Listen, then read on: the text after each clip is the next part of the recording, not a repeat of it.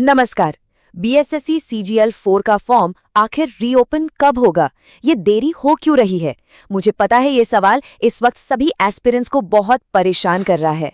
तो चलिए आज बीएसएससी के जो लेटेस्ट ऑफिशियल अपडेट्स है ना, उनके साथ इन सभी सवालों के जवाब ढूंढते हैं, सब कुछ क्लियर करेंगे।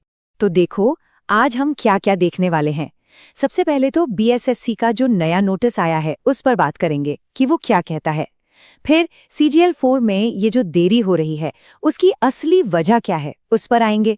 इसके बाद वैकेंसीज और टाइमलाइंस की बात होगी। और हाँ, सबसे जरूरी, इस समय का सही इस्तेमाल करके अपनी तैयारी को और मजबूत कैसे बनाना है ये भी जानेंगे। तो चलिए सबसे पहले शुरू करते हैं आयोग के सबसे ताज़ा कदम से। तो देखिए, हुआ ये है कि 16 मार्च को बीएसएससी ने एक ऑफिशियल नोटिस निकाला। अब ये नोटिस एलडीसी पदों के डॉक्यूमेंट वेरिफिकेशन से जुड़ा है, जो 23 मार्च को होना है। अब कई लोग सोचेंगे कि भाई इसका सीजीएल 4 से क्या लेना देना। देखो, लेना देना है। इसका सीधा सा मतलब ये है कि आयोग एक्टिव है, मतलब पर्दे के पीछे काम तो चल रहा है और जो छोटे मोटे पेंडिंग काम है वो निपटाए जा रहे हैं, और ये एक बहुत अच्छा संकेत है। अब आते हैं वो सबसे बड़े सवाल पर। अगर छोटे मोटे काम हो रहे हैं तो फिर सीजीएल 4 जैसी इतनी बड़ी भर्ती क्यों रुकी हुई है? तो दोस्तों, इसकी जो असली वजह है ना, वो है पूरी तरह से तकनीकी। चले इसको ना एकदम आसान भाषा में समझते हैं। हुआ ये कि 9 मार्च को कुछ टेक्निकल वजहों से पुराना टेंडर कैंसिल हो गया। लेकिन यहाँ पर अच्छी खबर क्या है? अच्छी खबर ये है कि आयोग ने बिल्कुल भी देर नहीं की और अगले ही दिन यानी 10 मार्च को नया टेंडर जारी कर दिया। अब इस टेंडर का मकसद क्या है? मकसद है एक मजबूत वेबसाइट और एग्जाम सिस्टम बनाना। और उम्मीद ये है कि ये जो पूरी प्रक्रिया है ना, ये मार्च के अंत तक पूरी हो जाएगी। और इस नए सिस्टम की जरूरत क्यों पड़ी? देखिए, सीजीएल 4 एक बहुत बड़ा एग्जाम है। लाखों छात्र अप्लाई करेंगे और जो अभी का सर्वर है ना, वो इतना जबरदस्त ट्रैफिक, इतना लोड नहीं झेल पाएगा। तो बाद में वेबसाइट क्रैश हो, फॉर्म भरने में दिक्कत आए, उससे तो बेहतर है कि थोड़ा इंतजार कर लिया जाए, है ना? तो ये जो देरी है ना, ये असल में एक बेहतर और स्मूथ एक्सपीरियंस के लिए बहुत जरूरी है।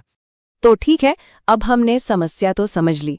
अब बात करते हैं अवसर की, मतलब आगे क्या होने वाला है और कितनी बड़ी, कितनी शानदार भर्ती हम सब का इंतजार कर रही है। जरा इस नंबर को ध्यान से देखिए, 7,472 प्लस, मतलब इससे भी ज्यादा पद। ये सिर्फ एक नंबर नहीं है दोस्तों, ये एक बहुत बहुत बड़ा मौका है। यही तो वो वजह है जिसके लिए तैयारी को एक पल के लिए भी नहीं रोकना है। और अगर इन सीटों को थोड़ा और डिटेल में देखें तो इसमें असिस्टेंट सेक्शन ऑफिसर यानी एसओ के 563 पद हैं, सांख्यिकी संगणक के 534 पद हैं। और सुनिए, ये तो अभी शुरुआत है, इसमें अभी राजस्व कर्मचारी के पद भी जुड़ने बाकी हैं। मतलब ये जो 7472 का आंकड़ा है ना, ये और भी ऊपर जाएगा। तो अब आगे का रास्ता कैसा दिखता है? देखिए, मार्च के आखिर तक टेंडर प्रोसेस पूरा होने की उम्मीद है, और जैसे ही ये होगा उसके फौरन बाद सीजीएल 4 का रीओपन नोटिस आ सकता है। कैलेंडर के हिसाब से देखें तो जून जुलाई में एग्जाम का टारगेट रखा गया है। हाँ, थोड़ा बहुत आगे पीछे हो सकता है, लेकिन एक बात गांठ बांध लीजिए, एग्जाम इसी साल होकर रहेगा। तो अब आते हैं सबसे जरूरी हिस्से पर।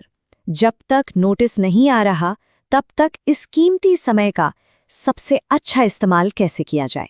देखिए, अभी ना 2 रास्ते हैं। एक रास्ता है कि बस नोटिस का इंतजार करते रहो और चिंता में, स्ट्रेस में अपना समय बर्बाद करते रहो। और दूसरा रास्ता है कि इस मिले हुए समय को एक हथियार की तरह इस्तेमाल करो। तैयारी में जुट जाओ और बाकियों से मीलों आगे निकल जाओ। फैसला आप सबको खुद करना है। एक बात बिल्कुल गांठ बांध लीजिए, प्रीलिम्स और मेंस के बीच में ज्यादा समय नहीं मिलने वाला है। आपकी प्रीलिम्स की तैयारी जितनी ज्यादा ठोस होगी ना, मेंस में जीत उतनी ही पक्की समझिए। तो फिर एक्शन प्लान क्या होना चाहिए? बहुत सिंपल है। नंबर 1, जून जुलाई को अपना टारगेट मानकर चलिए। नंबर 2, ये जो छोटी मोटी देरी हो रही है इससे बिल्कुल भी परेशान नहीं होना है। नंबर 3, अपना 100% फोकस प्रीलिम्स के सिलेबस पर लगा दीजिए। और आखिर में पिछले सालों के पेपर्स को अच्छे से एनालाइज कीजिए ताकि एक विनिंग स्ट्रैटेजी बन सके। तो अंत में बस एक सवाल है जो हर एस्पिरेंट को खुद से पूछना चाहिए। ये जो देरी है ये टेम्पररी है, लेकिन ये जो मौका है ना, ये बहुत बड़ा है। तो क्या इस एक्स्ट्रा समय का इस्तेमाल बाकियों से आगे निकलने के लिए किया जा रहा है? आगे जैसे ही कोई भी ऑफिशियल अपडेट आता है वो सबसे पहले आपको यहीं पर मिलेगा। इसलिए चैनल को सब्सक्राइब जरूर कर लें ताकि कोई भी जरूरी जानकारी आपसे मिस न हो। मिलते हैं अगले अपडेट के साथ।